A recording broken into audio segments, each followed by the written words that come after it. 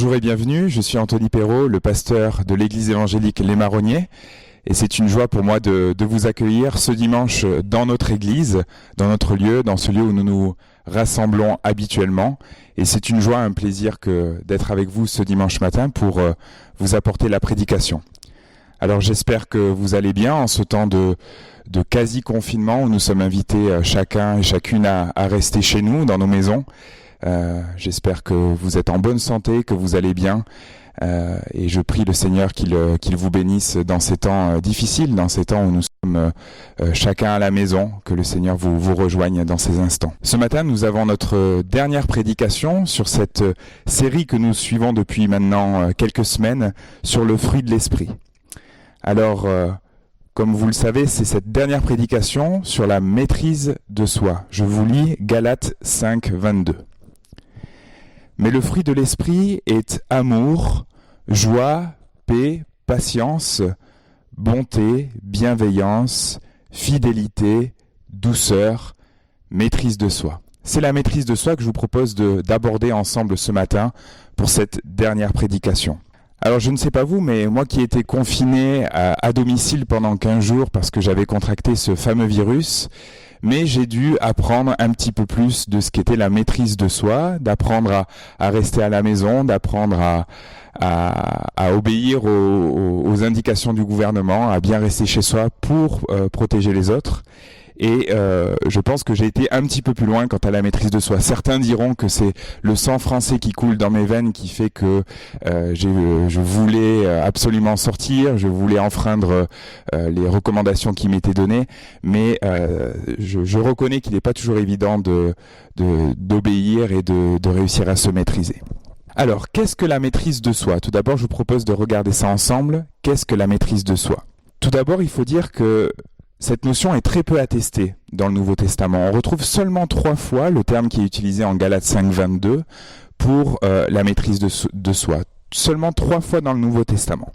Alors pour beaucoup, et peut-être c'est l'idée que vous en avez ce matin, la maîtrise de soi est faire usage de sa volonté, faire usage de notre volonté, aller rechercher cette force intérieure, de s'y accrocher, de s'y accrocher fortement et prendre le contrôle de nos émotions, de notre langage ou de nos actes et de faire usage de cette force intérieure pour maîtriser notre langage ou nos actes. Ralph Waldo Emerson disait même « L'homme contient en lui-même tout ce qui lui est nécessaire pour se gouverner ». Alors aujourd'hui, c'est vrai que dans notre société, on parle beaucoup de méditation qui redonne cette capacité à l'humain de pouvoir se maîtriser. On parle aussi beaucoup de résilience, d'autorégulation émotionnelle, etc., etc. C'est très en vogue cette image, quelque part cette idée qu'on a de pouvoir se maîtriser soi-même par tout un tas de techniques. Cependant, la Bible et la conception biblique ne va pas du tout dans ce sens. En fait, la maîtrise de soi, ou plutôt on pourrait dire la maîtrise par soi, est impossible, est présentée comme impossible selon la Bible. Selon la Bible, c'est une grâce, cette maîtrise de soi, qui nous est donnée par le Saint-Esprit. Et le Saint-Esprit permet ainsi de prendre pleinement le contrôle de nos vies. En fait, c'est déjà, je vous le dis, un combat spirituel qui doit être mené. Je vous lis dans l'épître à Tite, au chapitre 2, les versets 11 à 13. « La grâce de Dieu, source de salut pour tous les hommes, a été manifestée.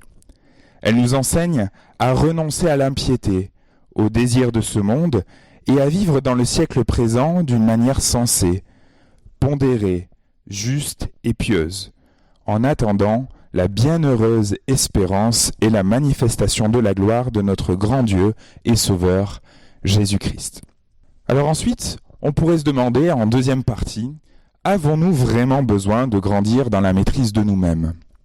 Au final, vous n'êtes peut-être pas violent, pas vraiment d'excès de colère à la maison, vous ne sentez peut-être pas spécialement concerné par la maîtrise de vous-même et vous sentez que vous n'avez pas besoin forcément de grandir dans ce domaine. Alors, ce que je vous propose de faire, c'est de prendre seulement une partie de notre corps et de regarder si nous sommes pleinement maîtres de cette partie du corps. Et je vous propose de commencer par ce que vous voyez de moi ce matin, c'est-à-dire la tête. Alors, prenons le haut de notre tête avec nos pensées. Pensez-vous être vraiment maître de vos pensées, de tout ce qui vous passe par la tête à longueur de journée? Et j'aimerais ce matin qu'on puisse être honnête avec nous-mêmes et réaliser qu'en réalité nous sommes très mauvais quant à nos pensées, quant aux personnes qu'on l'on croise dans la rue, les pensées qui nous habitent. Là, nous avons besoin vraiment de grandir. Passons du cerveau aux yeux avec notre regard. Est-ce que là encore une fois, le regard que nous posons sur ce monde, que nous portons sur notre monde, est-il vraiment à la gloire de Dieu? Les regards que nous portons les uns sur les autres, sur les gens que nous croisons encore une fois là dans la rue, est-il vraiment à la gloire de Dieu? Descendons encore un petit peu avec la bouche. La bouche, l'épître de Jacques dit que la langue est le gouvernail du corps, hein, un petit être qui est très difficile à maîtriser. Encore une fois, par la bouche est relié quelque chose assez rapidement, c'est notre estomac. Là encore, sommes-nous vraiment maîtres de ce que nous mangeons, de ce que nous buvons au quotidien? Sommes-nous vraiment maîtres de tout cela? Après la tête, on pourrait parler d'autres parties du corps, ou encore d'autres choses. Je ne parlerai même pas de l'organe placé juste en dessous de notre ceinture. Sommes-nous vraiment maîtres de notre sexualité? Sommes-nous vraiment maîtres de nos pulsions? Là encore, on voit que nous sommes bien faibles en ce domaine-là. On pourrait ajouter bien des domaines de notre vie, la gestion de l'argent. Sommes-nous toujours maîtres de nos achats, de la manière dont nous gérons notre argent? Sommes-nous toujours vraiment sages? Je crois que là encore, ces petits exemples montrent que nous avons encore à grandir et à apprendre dans bien des domaines de notre vie. Troisième et dernière partie, comment grandir dans ces domaines? Et c'est là une très grande question. Je pense tout d'abord que nous pouvons grandir si nous réalisons qu'il y a là un combat spirituel. Je pense que la maîtrise de soi est tout aussi importante que tous les dons spirituels auxquels nous pensons. Et ce serait quelque part faire preuve d'orgueil que de penser que nous pouvons nous affranchir de ce don, de ce que produit l'esprit en nous, de ce fruit, et qui est composé par la maîtrise de soi. Ce serait un orgueil complet de croire que nous pouvons nous affranchir d'être maîtres de nous-mêmes, que le simple fait de prier, de prophétiser, de parler en langue serait bien supérieur au fait d'être maîtres de nous-mêmes. Il y a là un orgueil spirituel à croire que nous sommes des êtres désincarnés et qu'il suffit de mener une vie pieuse pour être des êtres spirituels. Non, selon la conception biblique, être maître de nous-mêmes est tout autant spirituel que le fait de prier, que le fait de chanter, que le fait de parler en langue. Toutes ces choses-là font partie d'un tout, et prétendre être spirituel sans être maître de nous-mêmes, ça serait une complète erreur. Vous remarquerez d'ailleurs qu'il s'agit, je l'ai dit, d'un combat spirituel. Alors ça pourrait vous paraître fort, mais vous remarquerez que dès qu'on essaye de changer quelque chose dans nos vies, de manière très concrète, en lien avec la maîtrise de nous-mêmes, dès qu'on décide de changer, que l'on prie pour cela, qu'on décide de se mettre en route, eh bien il y a très souvent un obstacle qui vient sur notre route. Décider par exemple de prendre chaque jour un temps pour lire, pour prier, ou bien pour mettre votre langue en bride, ou bien pour décider de contrôler vos regards, eh bien il y a toujours et systématiquement un obstacle qui vient se mettre sur votre chemin et qui vient vous faire chuter. Alors là, on se rend compte très rapidement qu'on a un véritable combat spirituel à mener, que ce n'est pas si anodin que de contrôler notre être, mais qu'il y a un véritable combat spirituel à mener contre Satan et contre le diable, qui vient essayer de nous accuser, qui vient essayer de nous faire croire que nous en sommes incapables. C'est ensuite quelque chose que le diable peut essayer de mener contre nous, d'utiliser contre nous.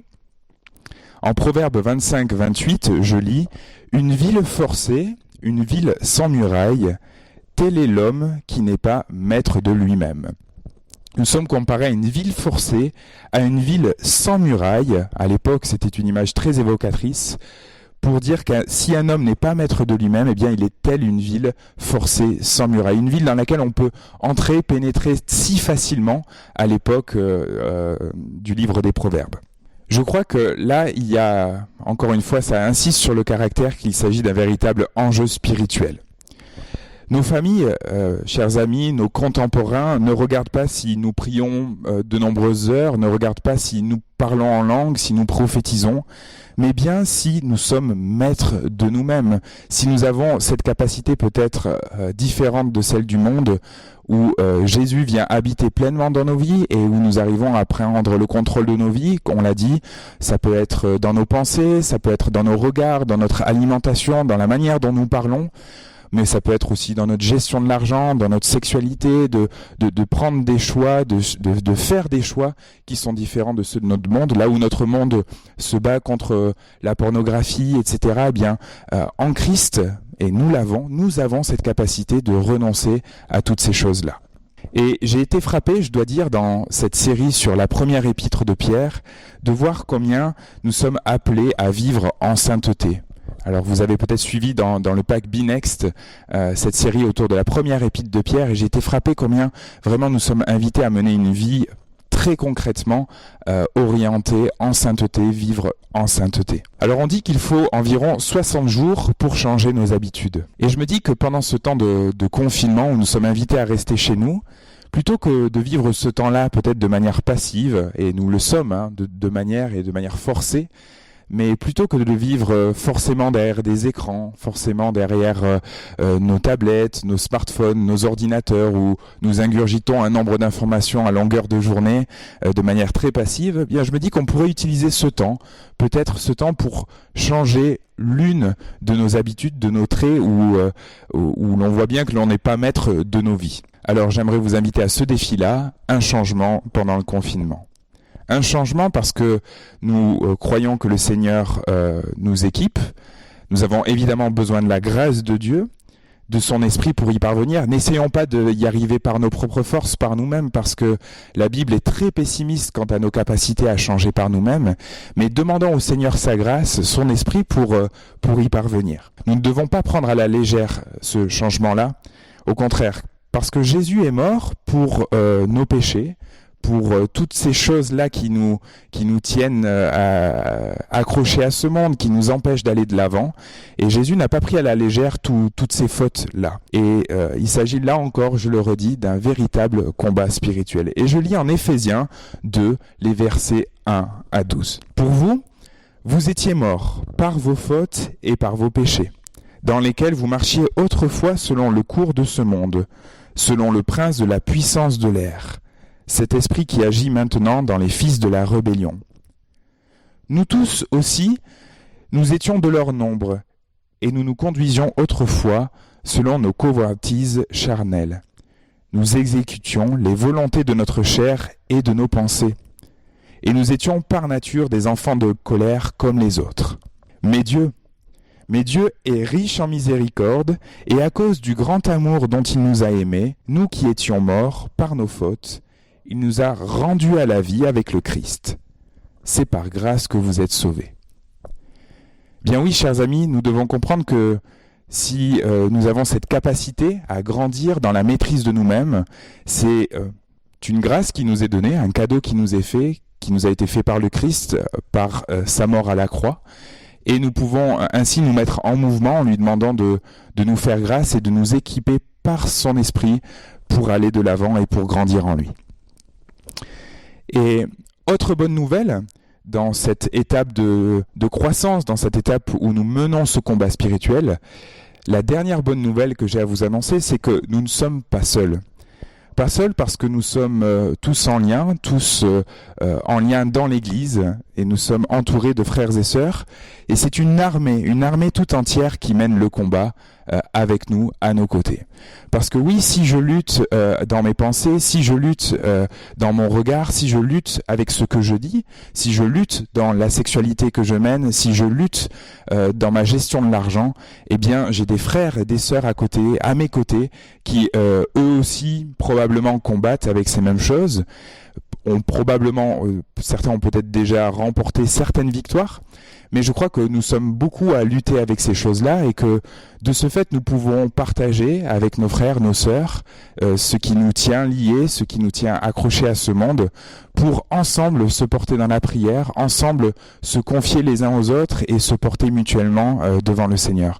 Donc nous ne sommes pas seuls à vivre ces choses-là, nous sommes entourés et nous menons ce combat non seuls mais avec toute une armée. Alors, je vous invite dans ce temps de confinement à prendre votre téléphone, à prendre votre email, à essayer peut-être de contacter l'une ou l'autre personne que le Seigneur vous met à cœur pour peut-être partager quelque chose avec lequel vous luttez et à partager cette chose-là et à vous porter les uns les autres dans la prière.